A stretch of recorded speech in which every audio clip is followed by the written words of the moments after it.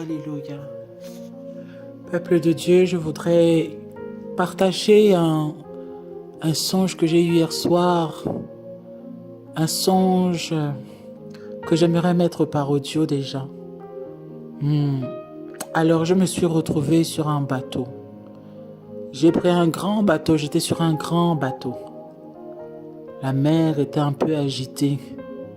La mer était vraiment un peu agitée. Et on s'est retrouvé très loin au milieu de la mer. On s'est retrouvé très loin au milieu de la mer. Et la mer, à ce moment-là, elle était très dense. Vous savez, quand vous êtes au milieu de la mer, là où il n'y a rien autour. Et je crois que j'étais avec des personnes, mais je ne sais plus qui. J'ai l'impression que c'était ma famille. Et on était, voilà, sur ce grand bateau. C'était vraiment un grand bateau comme une sorte de yacht, comme ça. Voilà. Et du coup, on était perdus là au milieu de la mer. On ne savait plus comment il fallait retourner. On ne savait plus aussi comment il fallait avancer, dans quelle direction il fallait avancer. On était en plein milieu de cette grande mer. Et à un moment donné, j'entends une voix, j'entends quelque chose. Je ne peux pas dire même que c'est une voix. C'est comme si c'était un instinct en moi. Quelque chose qui me dit, il faut passer par le 12. Il faut passer par le chemin du 12. Non, voilà, c'était comme si, voilà, les gardes-côtes étaient venus nous voir. Hein? Des gardes-côtes étaient venus nous voir parce que nous étions en détresse. Nous étions en détresse, les gardes-côtes sont venus nous voir et ils nous ont dit c'est facile là où vous devez passer. C'est facile, vous devez prendre seulement la route du 12. Moi je ne savais pas comment, ils me disaient mais vous devez prendre la ligne du 12. Mais moi je ne comprenais pas, mais la ligne du 12 là on va faire comment pour passer là-bas? La ligne du 12 on va faire comment pour passer là-bas? On va faire comment pour passer là-bas? J'étais en train de me poser des questions et il nous a montré dans la mer une sorte de, vous voyez comme des ballons flotteurs comme ça, bleus. Ils étaient de couleur bleue, des ballons flotteurs bleus et ils nous ont dit c'est la ligne 12, c'est la ligne 12, prenez la ligne 12 pour retrouver votre chemin. C'était ça en fait. Pour retrouver votre chemin, vous passez par la ligne 12. Et je suis resté là. Après, j'ai vu d'autres choses, bien aimées, mais je ne me souviens plus très bien. Je sais que entre-temps, il y a eu une autre scène. À part la scène du bateau, là, il y a eu une autre scène où je me suis retrouvé au marché. Au marché où il y avait plein de monde. Il y avait des femmes qui vendaient des choses, des bijoux, des machins. Il y avait plein de monde. En fait, c'était un grand marché. Et je me suis retrouvé dans ce grand marché-là. Je me suis retrouvé dans ce grand marché-là. Et voilà, je crois qu'il y avait ma famille, il y avait ma mère. Voilà, c'était un grand marché. Et il y avait toujours cette notion de, il faut repartir sur le bateau. Il faut repartir sur le bateau pour aller prendre la ligne 12, la ligne 12, la ligne 12. Sachant que 12, c'est le chiffre de la perfection de Dieu. C'est le chiffre de la perfection de Dieu. Et j'ai vu d'autres choses, mais je préfère ne pas en parler parce que c'était pas des choses, pour l'instant en tout cas, elles ne sont pas très claires à mon esprit. Donc voilà, c'est ce que je peux dire de ce que j'ai vu. Voilà, c'est le songe que j'ai fait. Bien aimé, le Saint-Esprit est réel. Le Saint-Esprit est réel, c'est l'esprit de vérité, c'est l'esprit de l'amour, c'est l'esprit de la correction aussi, c'est l'esprit du jugement, c'est l'esprit du châtiment. Le Saint-Esprit a beaucoup de facettes, mais l'une de ses plus grandes facettes, c'est la consolation. C'est la consolation, c'est que lorsque tu perds ton chemin et que tu reviens au Saint-Esprit, ou même que tu es dans ce chemin perdu-là, le Saint-Esprit qui te connaît, il va te dire, tu es perdu, là où tu es là, tu es perdu, voici le chemin. Voici le chemin. Où il va te dire, reviens à la repentance. Reviens à la repentance. Où il va te dire, écoute le message de Dieu, tel ou tel message, pour que ton cœur soit incliné. Lui-même, c'est lui-même qui te parle à travers ses prophètes, ses prophétesses.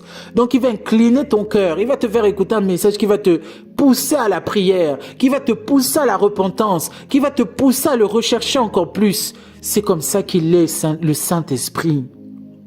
Le Saint-Esprit, voilà pourquoi le Seigneur disait, je ne vous laisserai pas orphelin. C'est comme, c'est mieux qu'un papa. C'est mieux qu'une maman. Je vous assure, parce que il connaît toutes choses, c'est la vérité. Ton père, ta mère peut te tromper. En pensant sincèrement t'indiquer dans une voie, ils peuvent se tromper, mais le Saint-Esprit ne peut pas se tromper.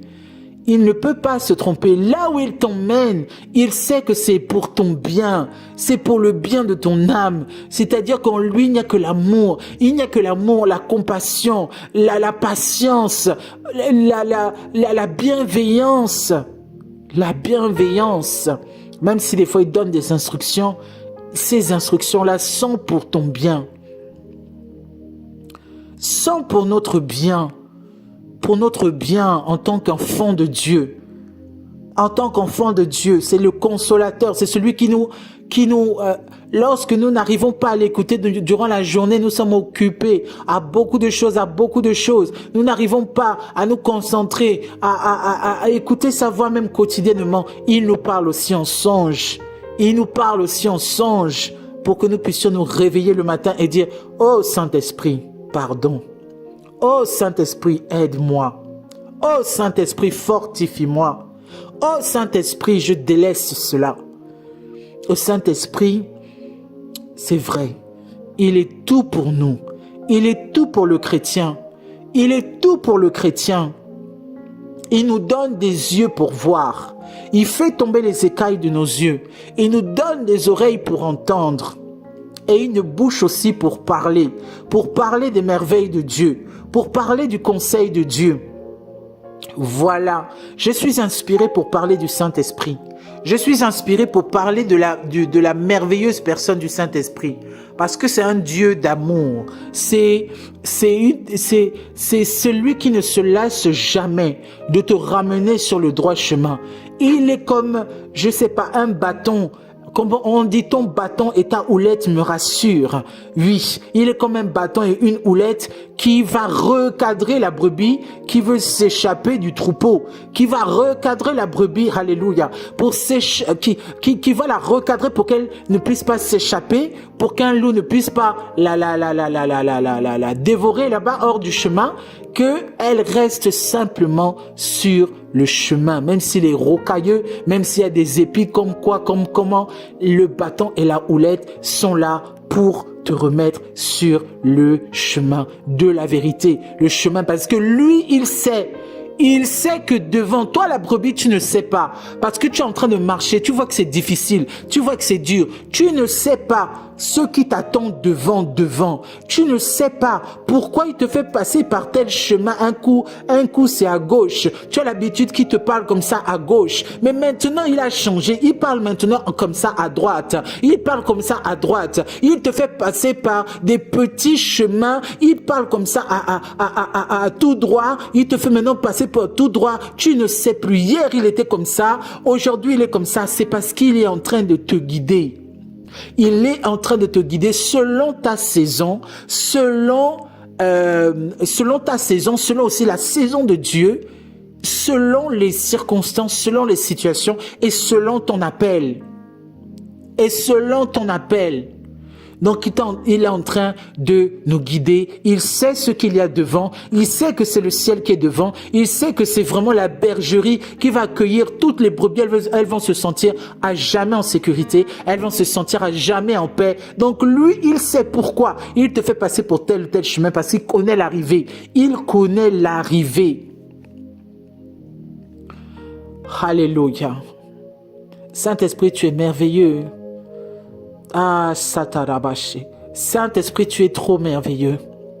Tu es trop merveilleux. Que nous puissions développer. Je lui dis, Saint-Esprit, je veux développer une intimité avec toi comme jamais je n'ai expérimenté. Je veux développer une amitié avec toi comme jamais je n'ai développé. Je me souviens un jour, j'étais en train de parler avec Dieu, avec le Saint-Esprit. Et il m'a répondu, il m'avait dit, ma chérie, oui, le Saint-Esprit est merveilleux. Le Saint-Esprit c'est vraiment notre boussole. C'est vraiment notre boussole. Et je ne dis pas qu'il faut délaisser la parole et être plus en intimité avec le Saint-Esprit. Non, parce que le Saint-Esprit se révèle aussi dans la parole. Plus tu vas lire la parole, plus le Saint-Esprit va t'instruire aussi. Il va te parler, il va te révéler des choses profondes, cachées. Des sceaux qui sont cachés derrière des versets. Il va te les révéler.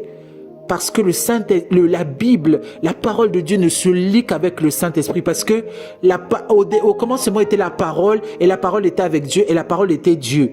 Donc comme il fait partie de Dieu, comme il est Dieu, quand tu vas lire sa parole, lui qui est Dieu va te révéler les mystères qu'il a mis dans sa parole. C'est incroyable, c'est incroyable.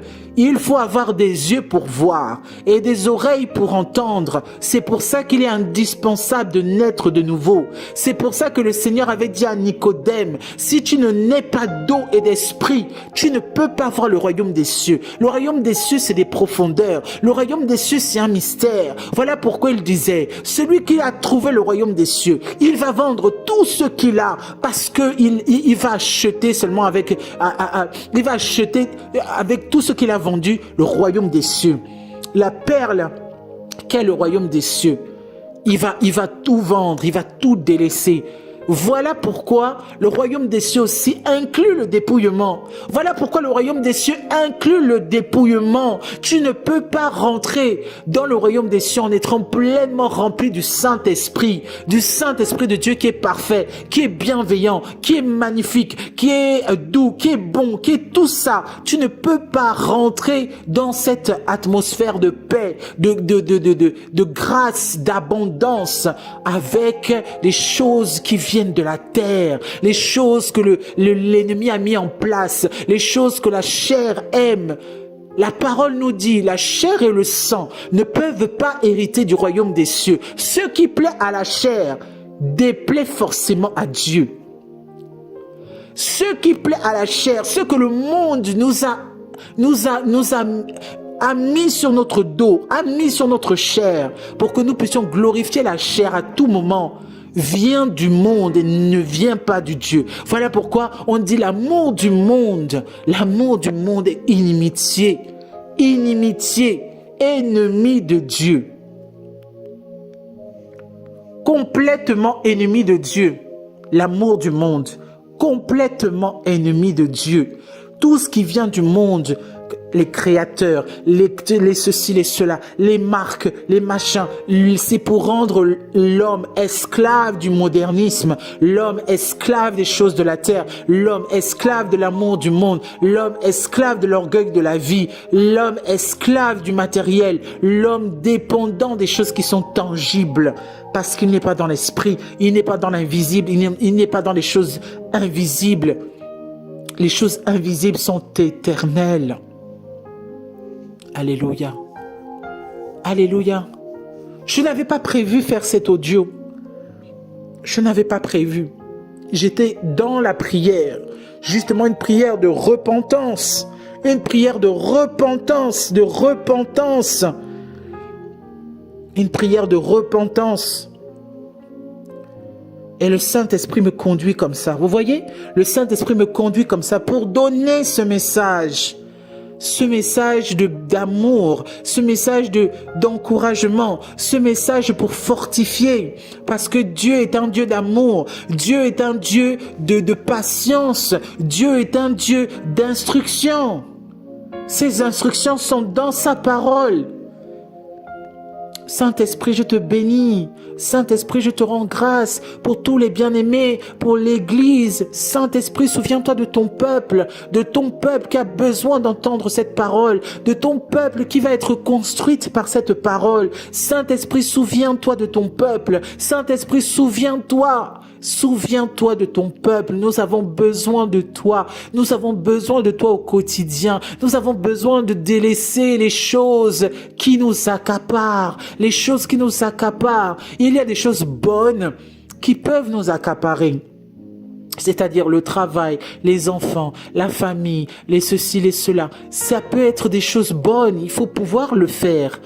Il faut pouvoir passer par exemple du temps avec sa femme, avec son mari, avec ses enfants, avec sa mère, avec ses frères. C'est important, il faut le faire. Mais il ne faut pas que ces choses deviennent un obstacle pour ta relation avec Dieu. Je parle à moi-même. Je parle à moi-même. En tout cas, soyez fortifiés. Soyez fortifiés, encouragés, tenons bon, soyons dans la persévérance, la constance, soyons dans la persévérance, que le Saint-Esprit nous apprenne la constance, que le Saint-Esprit nous apprenne la constance. Alléluia. La persévérance, celui qui persévérera jusqu'à la fin sera sauvé.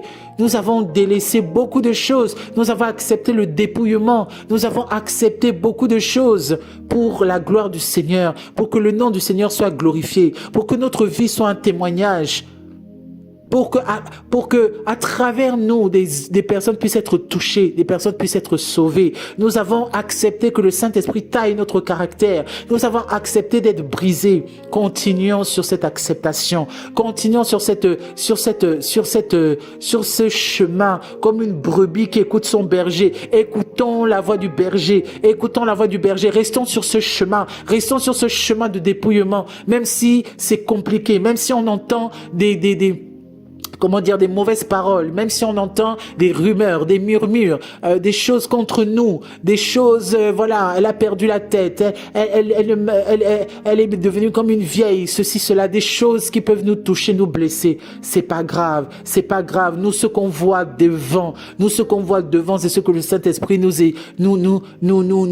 fait grâce parfois de voir, d'espérer, ce que la parole aussi nous dit, ce qu'on voit devant, c'est la gloire de Jésus, Nous voulons être avec Jésus, nous voulons être avec Yahushua, nous voulons être avec lui, nous voulons voir sa face, nous voulons sa présence, toute la vie éternelle, nous voulons la vie éternelle auprès de Jésus, nous voulons la vie éternelle, la paix auprès du roi de Salem. Alléluia. C'est pourquoi nous persévérons.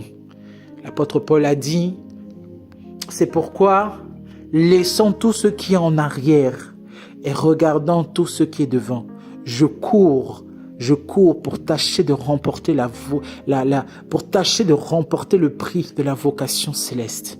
Alléluia. Je crois que c'est dans Philippiens, vous pouvez le lire. Continuons la marche, continuons la course. Même si nous subissons la persécution, même dans nos familles, nos propres familles. Le Seigneur a dit, je ne suis pas venu emmener la paix, mais l'épée.